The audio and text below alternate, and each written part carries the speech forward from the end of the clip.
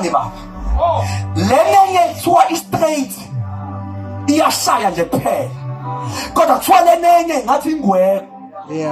Sumele usakalusi lezi nduku zombili engayiphethe. uDavid usekhuluma njengemvu la, uthi ngoba ungilusile, uma ngikubona ungayiphethe intonga, into ozongishaya ngayo uma ngiphambuka ngiyathuka. Uthi kodwa mangiyibona mina ngiyaduduzela. Uthi ngamagama ngifuna ukuhamba weNkulunkulu, ngithi ngihamba kahle kanti ngoba induku awusayiphethe, kodwa ngifuna ukuzwa ngenduku yakho ukuthi ngiyaphambuka noma ngiphambuka noma kubuhlungu. Ngijabulele ukuthi kushuthi ngiphephile uma usangishaya. Hayi, ngiyamsaba umuntu olindele ibusiso kuphela kuNkulunkulu ongamthandi mhla ephethe induku.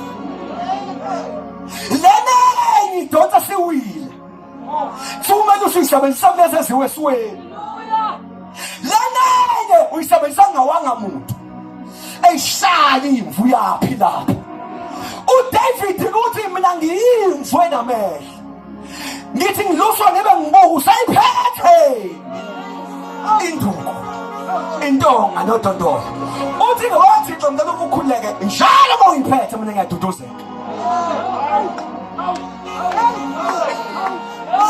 Ngicela ukusho uCash namhlanje awuyindawo oyikholwa engafuni ushawa umelusi, awuyindawo oyikholwa engafuni unqanda umelusi. Uthi uDavid uma nje uphethe intonga, uphethe udondolo, mina ngiyaduduzeka. Uthi they come back to me, ngizizwa ngiphephile. Wena inkinga yakho ngamaSunday ufuna uphuma ubusisekile, kanti ngelinye ilanga uyofika nenduku nje. Siyaphi lesi? Abanga-understand lezi nduku ephumele lokho, ayisengathi kushawa kakhulu.